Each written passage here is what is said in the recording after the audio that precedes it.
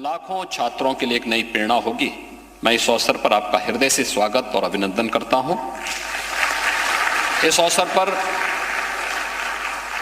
प्रदेश की माननीय राज्यपाल जी की उपस्थिति हम सब के लिए एक अनुकरणीय उदाहरण है, जो उन्होंने प्रदेश के अंदर राज्य सरकार से संचालित सभी विश्वविद्यालयों में सत्र नियमित करने से लेकर के उनके कार्य पद्धति में और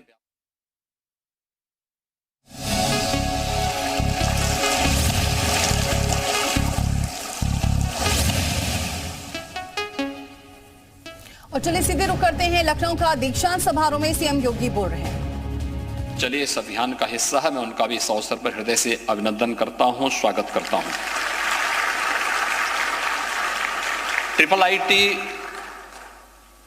के द्वितीय दीक्षांत समारोह में आज जिन युवा साथियों को उनकी डिग्री अवार्ड हुई है, उन्हें और उनके सभी अभिभावकों को मैं हृदय से बधाई देता हूं। हम सब जानते हैं कि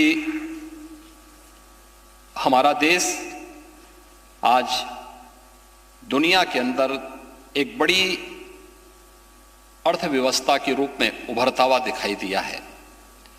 हम सब एक नए भारत का दर्शन प्रधानमंत्री मोदी जी के नेतृत्व में कर रहे हैं।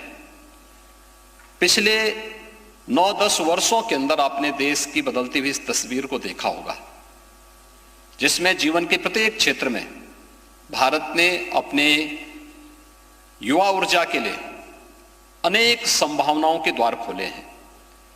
और आप उत्तर प्रदेश में हैं, तो नए भारत के इस नए उत्तर प्रदेश में उत्तर प्रदेश की इन संभावनाओं के साथ आपको कार्य करने के एक अवसर के रूप में मैं सादर आमंत्रित भी करता हूं। हम सब जानते हैं प्रधानमंत्री जी ने 2027 तक देश की अर्थव्यवस्था को $5 ट्रिलियन के समकक्ष रखने का जो एक संकल्प देशवासियों को दिया है, उत्तर प्रदेश भी उसके साथ $1 ट्रिलियन की इकोनॉमी बनने की दिशा में अग्रसर हुआ है।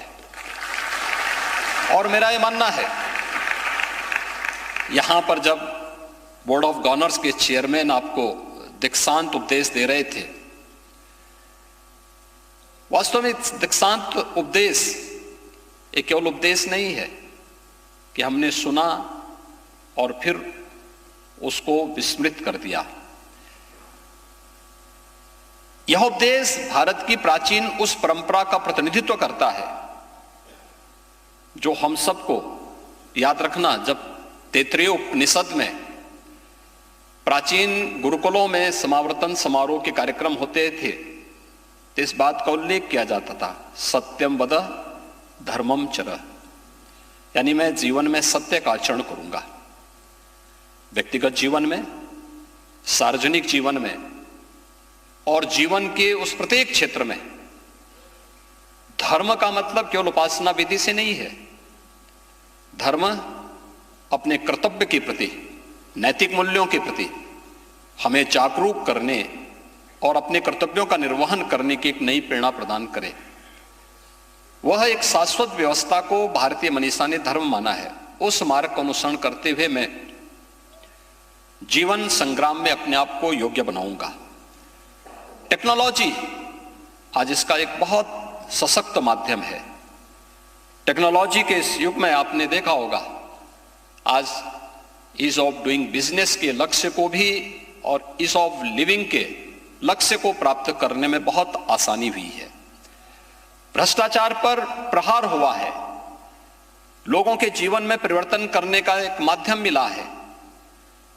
ये टेक्नोलॉजी का उपयोग हमें किस रूप में करना है, यह आज की आवश्यकता के अनुरूप इस नए उत्तर प्रदेश में, चाहे वह हमारी सरकार के द्वारा फोकस बेहतर इंफ्रास्ट्रक्चर और कनेक्टिविटी के साथ साथ डिजिटल रिलेशन और वर्चुअल कनेक्टिविटी के विकास पर हम लोगों ने विशेष ध्यान दिया है।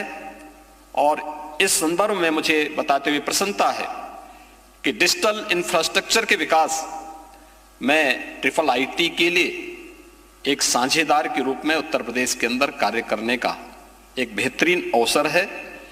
खासतौर पर उत्तर प्रदेश ने जो अपने लक्ष्य निर्धारित किए हैं, आपने उत्तर प्रदेश के अंदर फरवरी 2023 में आयोजित ग्लोबल इन्वेस्टर समिट में जो प्रस्ताव उत्तर प्रदेश को प्राप्त हुए हैं, मुझे बताते हुए प्रसन्नता है कि अब तक 40 लाख करोड़ रुपए के प्रस्ताव उत्तर प्रदेश में इन्वेस्टमेंट के उत्तर प्रदेश सरकार को प्राप्त हुए हैं।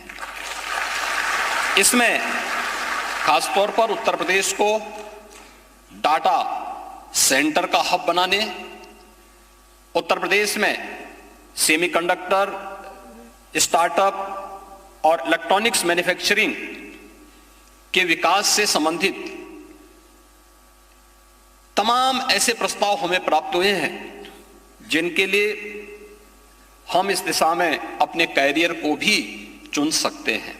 और मुझे बताते हुए प्रसन्नता है कि उत्तर भारत का पहला data centre Noida, greater Noida में प्रारंभ हो चुका है। इसके साथ ही इस महत्वपूर्ण पहल के साथ हमें इस नए डायमेंशन के नेतृत्व करने के लिए, इससे संबंधित क्षेत्र के लिए जो ट्रेंड और इंप्रूव्ड मैन पावर, जो मानव संसाधन है, इसकी आवश्यकता हम महसूस करते हैं। इसी तरह प्रदेश सरकार के द्वारा अलग अलग सेक्टर में जो कार्य किए जा रहे हैं, और खासतौर पर जो मैंने पहले भी आपसे कहा कि टेक्नोलॉजी और डिजिटाइजेशन ने ईज ऑफ लिविंग के लक्ष्य को प्राप्त करने में बड़ी मदद की है। हेल्थ सेक्टर में अक्सर एक बात आप सुनते होंगे कि ग्रामीण क्षेत्र में, आप में से बहुत सारे लोग ग्रामीण पृष्ठभूमि से जुड़े हुए हैं, और एक शिकायत हमेशा आती है कि ग्रामीण क्षेत्र में, सुदूर क्षेत्रों में डॉक्टर जाते नहीं या उपस्थित नहीं रह पाते।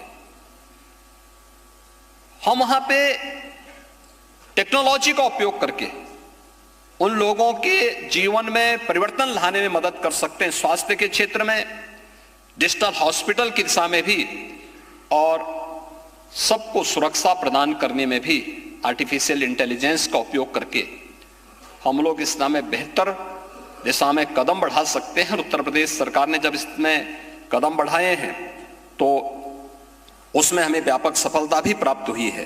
डिजिटल प्रौद्योगिकी पर केंद्रित Indian institute of information technology Lucknow जैसे संस्थानों के छात्र इस दिशा में अपना महत्वपूर्ण योगदान दे सकते हैं, और मुझे पूरा विश्वास है कि देश और प्रदेश के विकास में आप अपनी प्रतिभा, अपनी ऊर्जा, अपने ज्ञान, अपने कौशल का उपयोग करते हुए इस संस्थान के गौरव को बढ़ाएंगे। मैं एक बार फिर से इस दीक्षांत समारोह में उपाधि प्राप्त करने वाले सभी छात्र छात्राओं को हृदय से बधाई देता हूं। आदरणीय राष्ट्रपति जी का हृदय से अभिनंदन और स्वागत करता हूं। धन्यवाद। जय हिंद।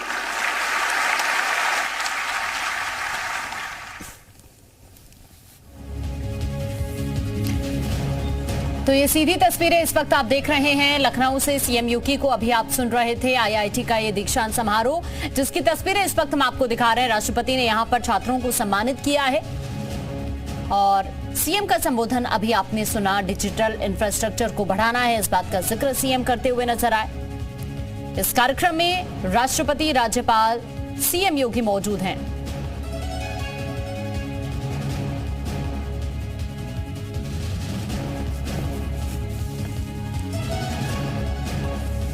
ये सीधी तस्वीरें इस वक्त लखनऊ से हम आपको दिखा रहे हैं। यहां पर राष्ट्रपति ने छात्रों को सम्मानित किया है। 2 दिन के यूपी दौरे पर हैं राष्ट्रपति द्रौपदी मुर्मू और इस कार्यक्रम में शामिल हुई हैं।